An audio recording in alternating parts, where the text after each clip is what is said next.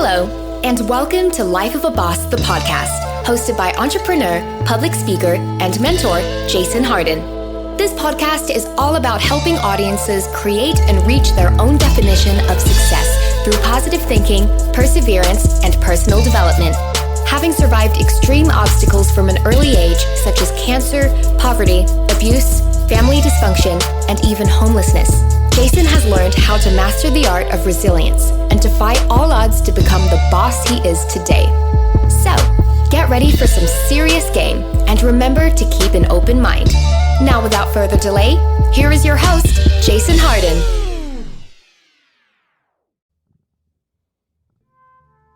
Well, thank you so much, and I am happy to be here today for another wonderful episode of lifeofaboss.com. Life of Boss, the podcast. I'm sorry. And if you do visit us, it's not lifeofaboss.com, it's lifeofboss.net. So anyway, I'm excited. So if you guys don't know yet, you guys can see that I'm excited to be here, and that's because we have a wonderful show planned for you today because we have a great brother. This brother is the owner of Talisa's Printing Company and the CEO and founder of the Grand Rising Institute. It's a nonprofit, and he's going to show you, talk about a bit about that later on. And he's also a certified SUD counselor, a suicide interventionist, and a gang preventionist. In addition to all the work he does, this brother is on the dean's list for the last 2 semesters at the Rio Hondo College. And without further ado, man, I want to give it up to this brother because I've shared the stage with him, so I know he's the real deal. I know that everything he says is powerful. All his messages are powerful. And this is Mr. Ruben Munoz. How you doing, sir? Man, I'm feeling blessed to be here, man, with that introduction, bro. Man, well, we're blessed to have you. We are fortunate to have you. Yeah, you got me feeling great up here, and you know what? I'm honored to be here. Thank you. And we're honored to have you because, as everybody already knows, we connect with bosses. Right. And that's people who create and live their own definition of success. And I see that in you, straight up, in all you do. I feel that, yeah. Thank Wonderful. You. I appreciate you. Okay, now, though Ruben is a wealth of information and experience in all the work he does in entrepreneurship and business, I figure we will get the most value out of his time by talking about a subject that's very, very near and dear to me, and I talk about it all the time because it's so important, and that's resilience. That's resilience. Now, before we get into it, I'm going to ask Ruben, man, what is your definition of resilience? Can't stop, won't stop. Never give up. When the blood drip, get up. When shit get hard, get harder. You know, if you run into a brick wall, find a way to run through it. If you crack your skull, man, and you can still roll, get your ass up and finish. I like that, boy. I thought he was gonna bust a flow, man. I swear, he got into a verse, didn't he? Bro, that's a passionate subject. I'm glad. And my definition is, basically, resilience is getting back to normal and after being stricken with illness or any kind of hardship, being back to yourself and overcoming obstacles, trauma, all those things and challenges. And that's really what I'm about. That's what this show is about. And that's definitely what Ruben is about. And Ruben, man, speaking of challenges, what were some of the main or biggest challenges you faced to get here where you are today? Yeah, well, in general, like life-wise. Yeah. So, I mean, in life, those that know me, they know where I'm from. They know like some of my challenges, my sociological development. It always wasn't pretty. You know, I was raised by a single mother. She loved me. She did everything for me. But I grew up, wanting to be one of the guys. I wanted to be one of the good fellas. I wanted to be tough. And that led me down a certain road. And when you make certain decisions, there's always a consequence. I believe that we're free of choices, but not necessarily free of the consequences that we face behind our actions. Mm-hmm. Poverty, definitely stricken. Poverty stricken. Like I said, I grew up with a single mom, bro. I grew up right here in Pasadena, and it's a city that's very interesting in the sense that you got millionaires, couple blocks down the street, and then you got people like myself that grew up on welfare. Yeah. Right, but even up today, like. The more intense, like day to day, like the demons, the spiritual battle was inside of my head. Absolutely. Because as a result of living that poverty-stricken life, and as a result of coming with like I'm up against the odds. Odds are stacked against me before I even got incarcerated. But now being incarcerated, speeding up a bit, getting older, being incarcerated, coming from a certain background, certain neighborhood, it becomes like the word resilience. You got to be resilient, because in my mind, I'm like, bro, can I do this? Yeah. All my life, I've been told I'm not smart enough. I'm not good enough. Right? So some of the greatest challenges I had to come was facing myself, looking in the mirror and saying, bro, you're worth it. You're going to do this. And not only are you going to do this, you're going to leave your footprint. Well, I love that, and I want to stop you right there because you said something that was very close to home, your upbringing. Right. And you didn't have the perfect upbringing. Like you said, you grew up in poverty. And for those that don't know Pasadena, the Rose Tournament Mansion is on Orange Grove. Right. There's a place called the Snake Pits that's also on Orange Grove, about a couple blocks away. And that's the diversity that Ruben is talking about. That is the disparity in not just our country, right, all around the world, and not just Pasadena. Right, and right off of Orange Grove, I've lived off of Lincoln and Orange Grove in Section 8 apartments, which is like a mile and a half from where you're speaking of. Exactly. Mansion. So it's shacks on Orange Grove, man. Right above stores, there's shacks up there. So absolutely, I'm glad you were able to point that out. Man, I love Ruben because he grew up in the same place I grew up. I didn't grow up here all my life, so there's a lot of my early childhood I spent in the Bay Area. But from high school on, I've seen the 90s in Pasadena. And sadly enough, it's looking like the 90s right now. You got kids getting hit by stray bullets. You got innocent folks dying, what they call mistaken identities and the gang violence. So there's a lot of issues we're dealing with. It's bringing me back to where it was in 95 when Boys in the Hood and Men's Society came out. We're living in those times again. And part of that is because of what you said. When you're young, or when I was young, growing up in poverty and a drug-infested household, right, I had a misconception of what reality was and what kind of reality I can make for me.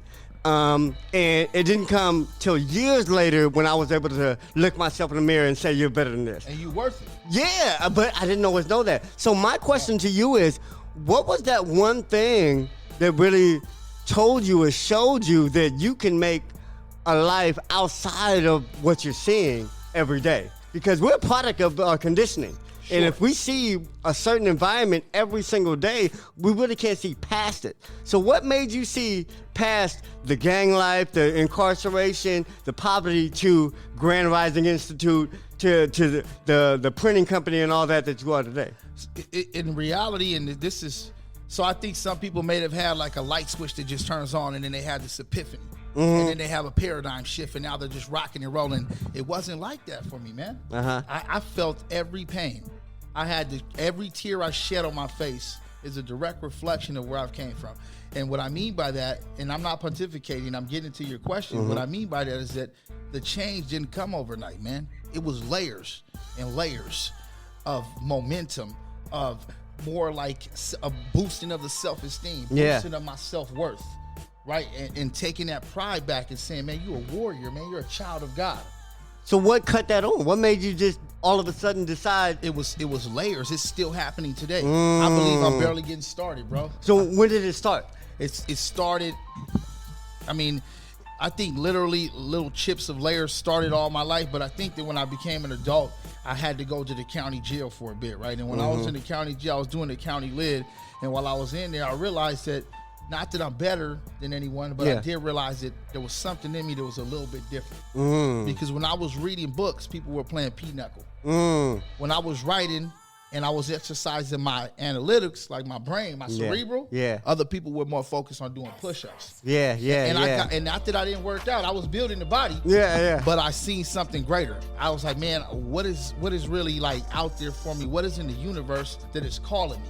Wow. Because whatever it is, I need to get to it. And I need to get to it. And if whatever it's going to take for me to get there, I need to do that now. And if that means cutting off ties, burning bridges, and disassociating with people that were never supposed to be in my future life, then I'm going to do that now. My question now is, so at some point there was a fresh start. Right. Like you said, you were incarcerated and you saw yourself as not what everybody else was saying. You saw those other values. And those are obviously values and talents and skills that you had. Like you said, it was interest that was always in you. Right. And I think a lot of issues stem from people not really being authentic and true to themselves. Sure. See, like you said, you was reading and doing all that, but sometimes when you grow up in a certain neighborhood or around certain folks, reading ain't the coolest shit you can do. No, it ain't. You know, talking like you're talking when you use big words, that ain't the coolest shit you can do around certain environments. So some people dumb themselves down to live the life they used to live.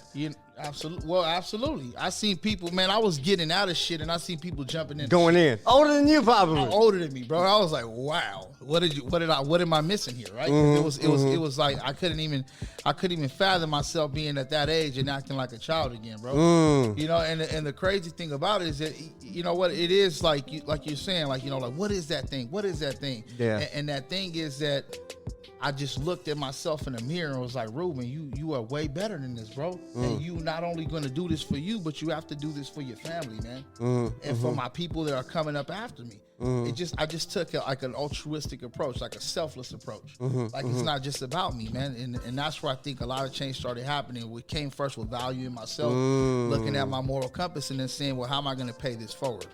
I love that. He said something that's very important, and that's values. So you basically tapped into the values that you had since you were little, but wasn't able to act on. Right. Am I right or am I wrong? Well, you know, I think like as we go, we learn, we grow, right? Yeah. We learn, we grow. And then so like even like with picking up books and reading, I love reading, bro. I'm actually like a nerd. I never knew that I was a nerd. I don't look like a nerd, but I found that out about myself. Like if you go to my house, I got a library. I love to read. That's awesome, bro. And when I drive, I listen to audiobooks. Yeah. So like what you said about my authentic self, man, that shit is real, man. Yeah. Because guess what? I always was living up to a fake ass facade or Man, trying to. I could never really be Ruben. Yeah. Because I had to be whoever I was at that time. Or whoever some people thought you were. Or whoever I was conditioned to be. Yeah. My sister's husband was a bank robber. You know, that he was like my father. You know, at one point in my life. My dad, you know, every person that played a role in my childhood shaped me in some sense or form because I was watching. And I was a sponge. I was soaking it up. So I wanted to be all these different versions. Right? I was like a Lego with a whole bunch of different sets fucking put together on one block. And when I started to take them pieces off, I got back to the shell.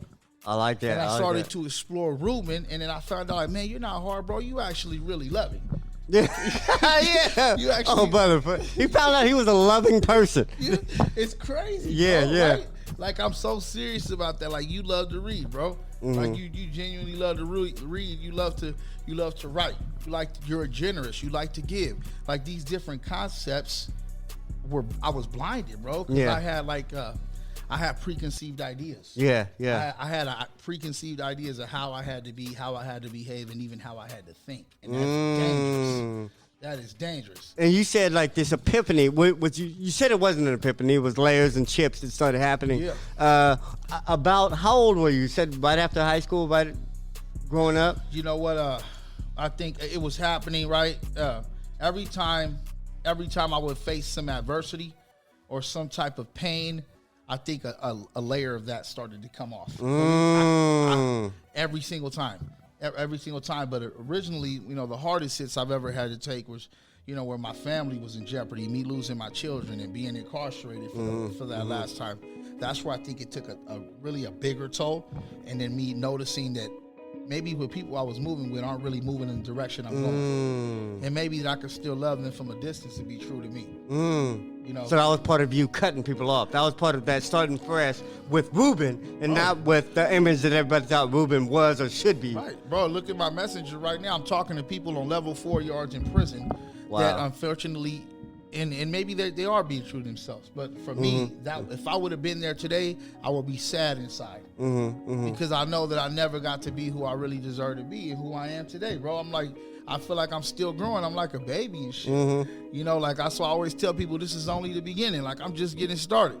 because I really truly believe like I'm barely now finding out who the hell I am. I love that. And I I truly believe that too. Bro, my bros are dead or in prison, man. Like people that grew up in my same neighborhood. You know, I got pictures with them in camps. I went to church with them. The church bus used to pick us up and bring us up to church in Altadena. I went to the Loma Alta dances with them, the Marshall dances with them. Mm-hmm. These dudes are gone. 150 years, 100 years, dead, you know, et cetera, and I feel like a lot of us, if they could look at it from the way I looked at it when I started to look at life, I think that they will follow me down this path. Wow. Because it's beautiful on this side, bro. And you know what? I wouldn't doubt that.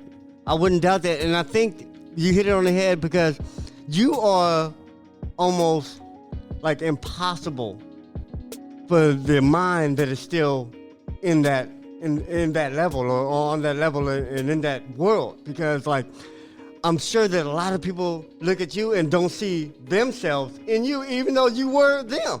You know, and I just think that's so sad that people don't value themselves like they really should. And I think that's where it comes from, that self-image. What do we see when we look in that mirror? Bro, I've had people that were never really down for me anyway.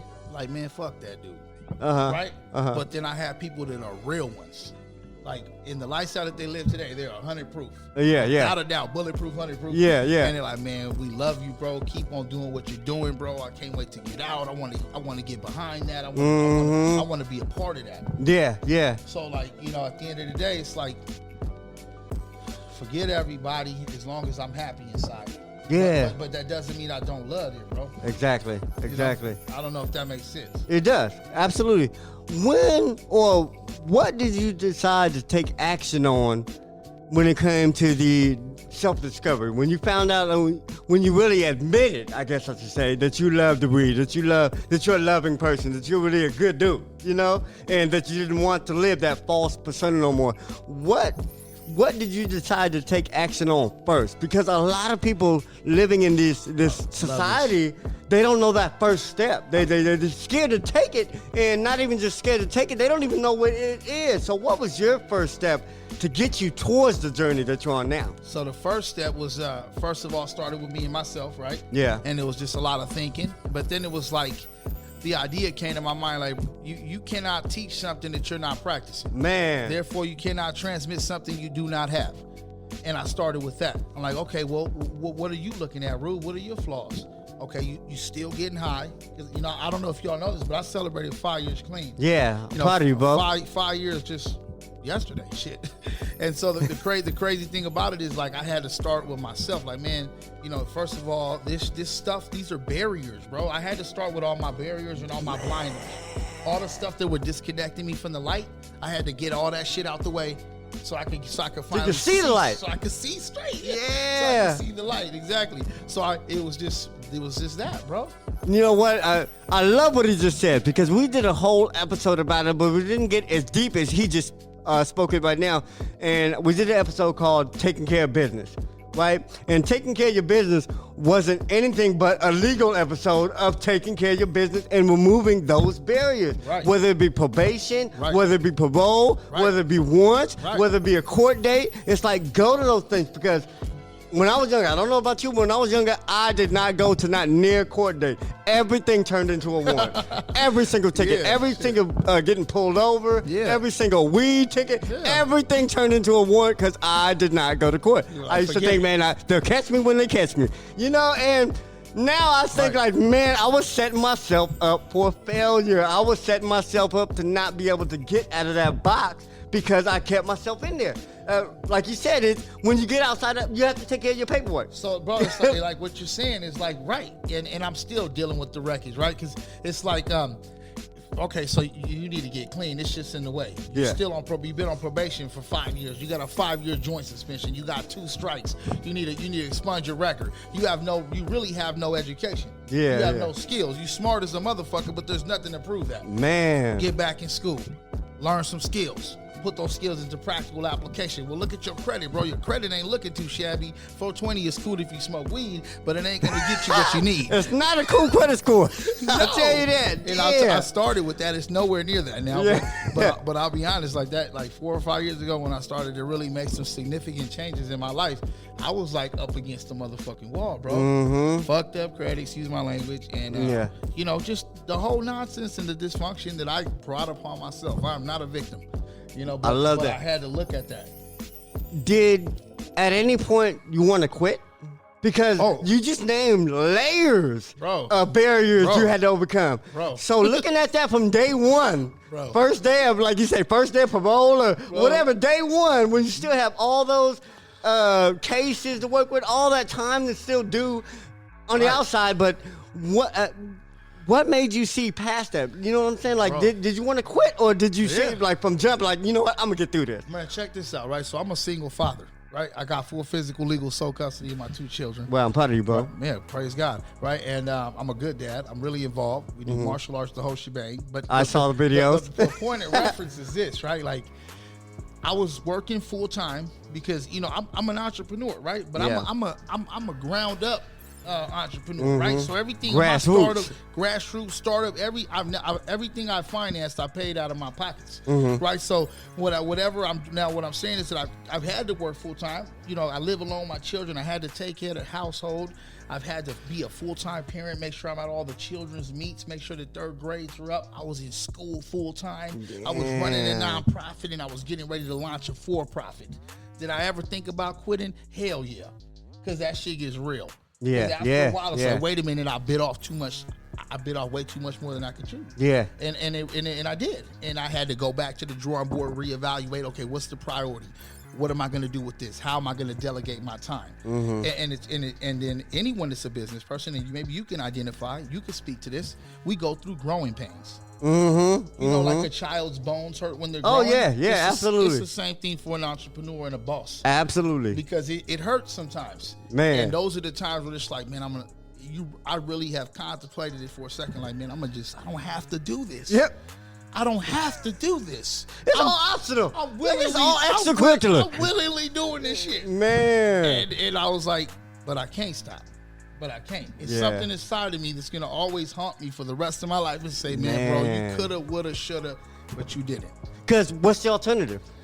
My alternative is to get to a position where I could be a leading contributor to my community. That's awesome. To help upraise young brothers and women in any gender role you identify with, for that matter, that if you're hungry and you've been hurting and you want to change, I want to be there, man. I want to be a pillar. I want to be a pillar in the community. I like that.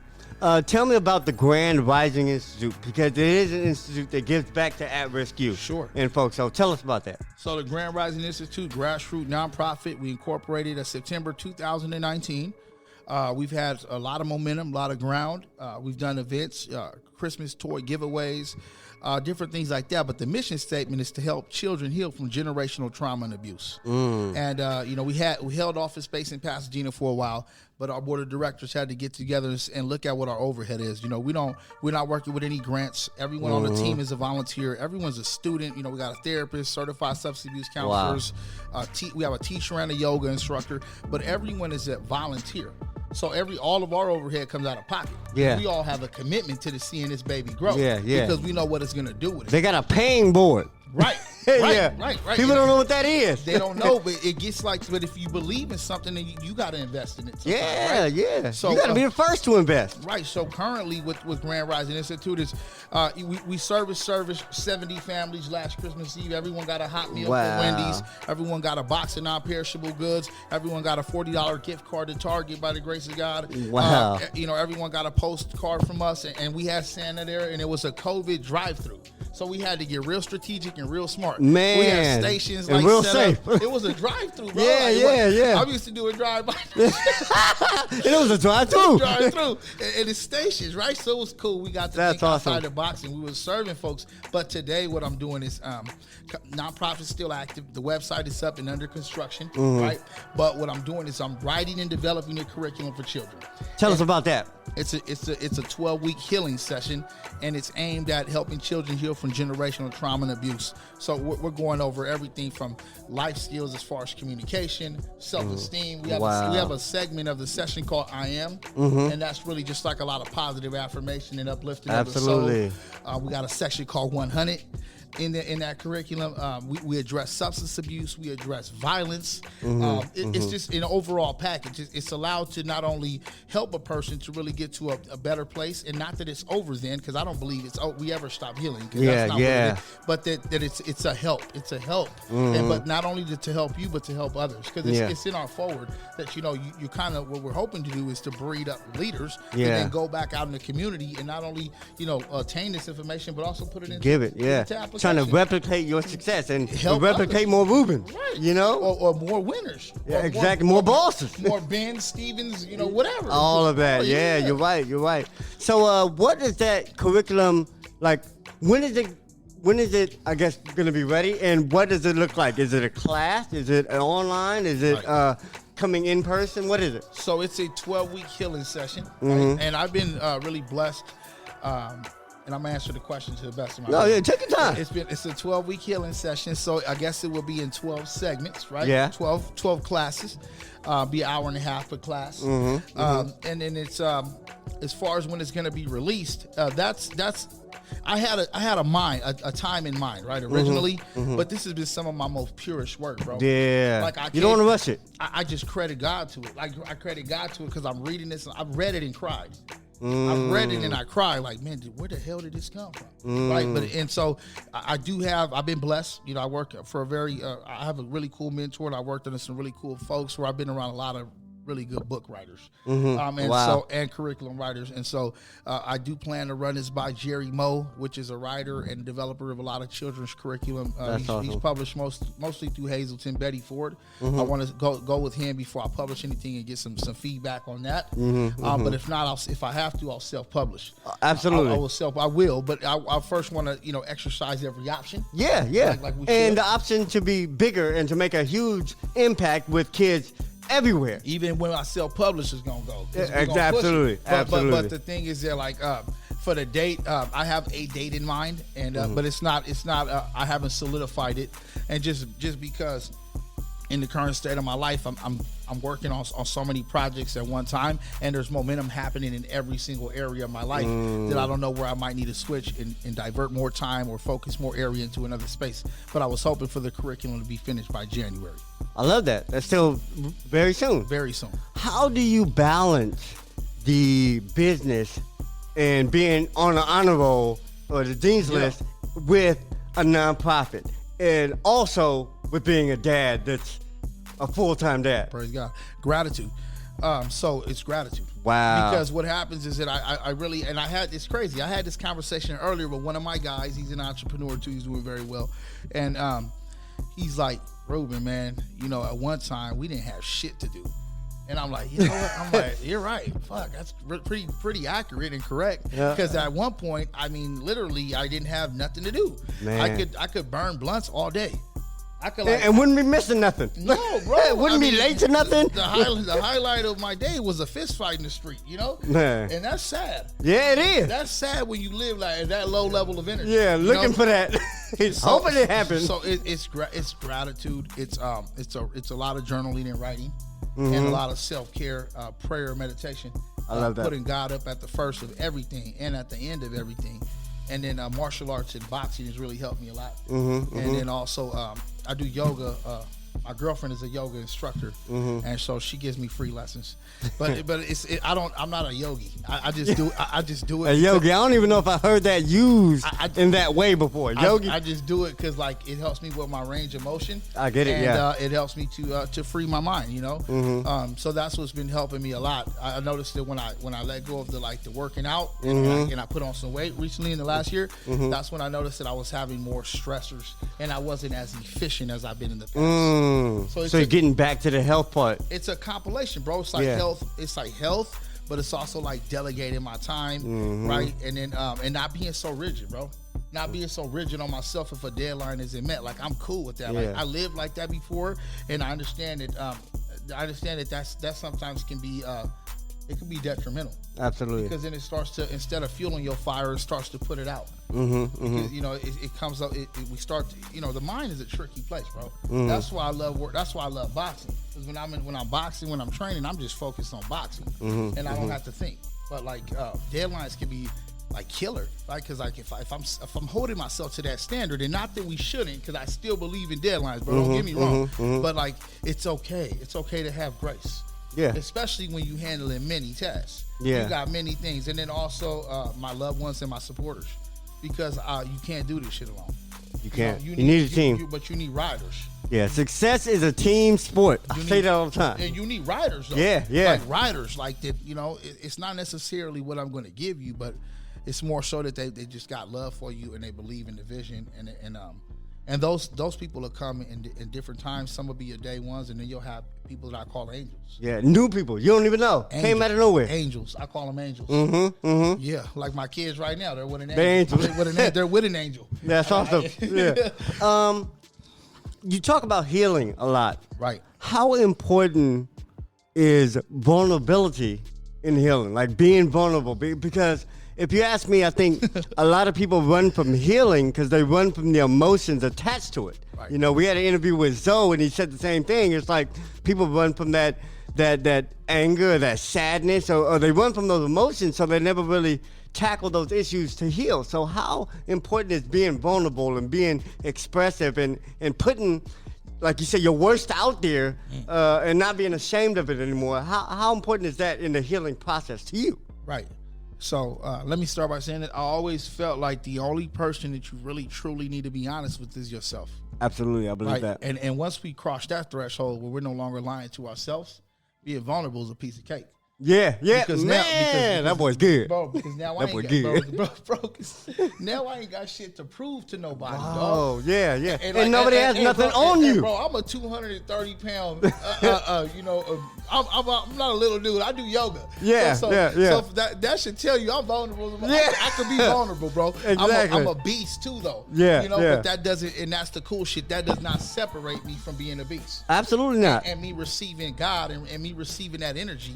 And manifesting and bringing things, materializing things, and envisioning shit and bringing it to life, that does not make me a beast. Yeah. That does not make me a man or whatever like that. I think that sometimes a lot of us get stuck in this hole because we're just confined by our own way of thinking, which in reality, and a lot of times, is not our own thinking. I was going to say that. That's awesome. Somebody else's bullshit. Yeah, somebody's programming that's programmed into you. It was spoon-fed to us. Yeah. And we've ingested it, and now we believe that is what is true. And a lot of times, it's just crap, bro. A lot of times, so like, I love that you use the word vulnerable, for sure, because vulnerable, you got to be vulnerable, right? You got to take off that childlike mind again. I think children are like the most fascinating people in the world because of that. Yeah. You sit down with a child, my son would be like, "What's up, fatty?"